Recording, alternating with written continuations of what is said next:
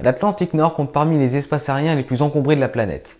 Et pour réussir à organiser ce joyeux bazar, il a quand même fallu quelques tasses de café pour réussir à comprendre l'économie de l'axe Amérique du Nord-Europe. Il en ressort un aspect principal de la chose, l'heure idéale de la traversée. Pour les vols au départ de l'Europe, le départ idéal se ferait en milieu de matinée pour arriver juste après la pause déjeuner sur la côte Est. Hop là. Et pour le retour, le départ se ferait de la côte Est, du coup, en fin de journée pour arriver le lendemain matin en Europe. Pour organiser tout ça, les OTS, Organized Track Systems, ont été mis en place, ou aussi appelés NAT. Aujourd'hui, nous parlons de l'Atlantique Nord.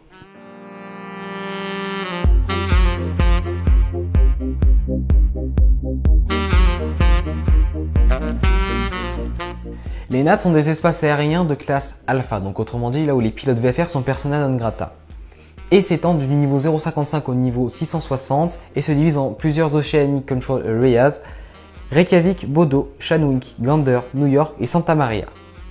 Au-dessus de cette vaste flaque d'eau froide, la couverture radar et la couverture VHF sont toutes les deux minimes. Cependant, la concentration de trafic est telle qu'il a fallu créer des prérequis de navigation pour naviguer en espace aérien océanique, les MNPSA, appliqués entre le niveau 285 et 420 depuis 1979. Les prérequis sont divisés en 3.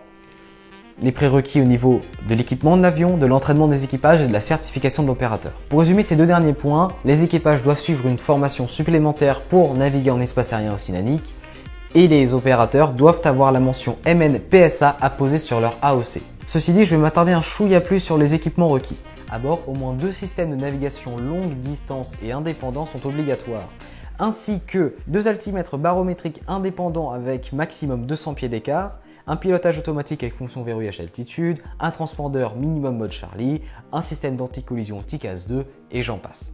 Les NAT sont utilisés à sens unique pour maximiser le flot de trafic vers l'Amérique du Nord pendant la journée et vers l'Europe pendant la nuit. Il faut donc une base pour éviter les face-à-face au-dessus de l'océan. Un système horaire a été mis en place avec comme point de repère la longitude 30 degrés ouest, donc quasiment à mi-chemin au niveau de la traversée, un créneau le matin puis un changeover, donc période de transition pendant laquelle les avions ayant passé 30 ouest vers l'Amérique finissent leur traversée en toute sécurité sans personne qui leur arrive en face, puis un créneau le soir et un second créneau de changeover et la journée recommence. Les NAT sont déterminés chaque jour par Gander et Shanwick afin d'optimiser les temps de vol et donc limiter la consommation en carburant.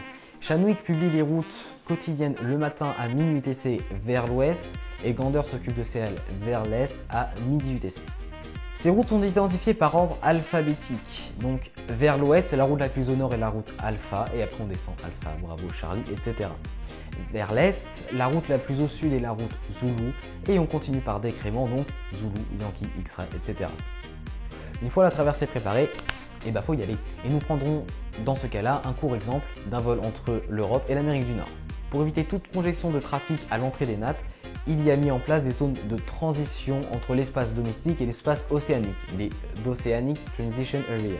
Ces zones permettent au service ATC de coordonner tous ces trafics s'apprêtant à faire la traversée vers l'Amérique du Nord. La procédure oblige les pilotes à recevoir leur Oceanic Clearance à minima 40 minutes avant leur point d'entrée en Océanique.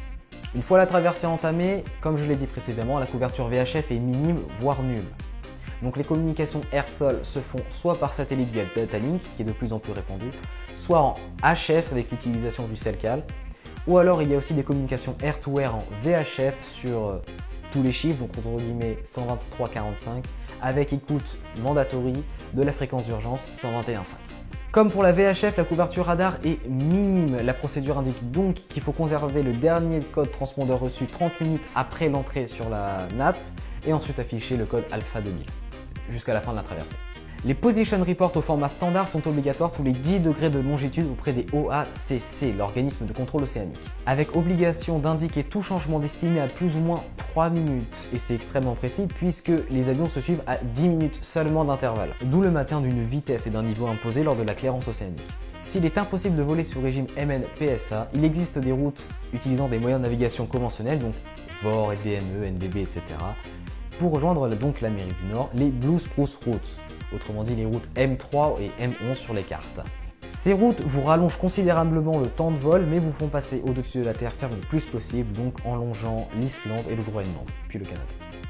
Et voilà, j'espère que j'ai réussi à vous apprendre quelque chose sur l'Atlantique Nord aujourd'hui au travers de cette vidéo. N'hésitez pas à me donner votre avis en commentaire, laissez un petit pouce bleu et surtout très important, vous abonner, ça me soutient de fou et ça me motive à continuer à travailler sur la série Parlons d'eux. Et ceci étant dit, je vous dis à dans 2 semaines pour le prochain épisode. Ciao!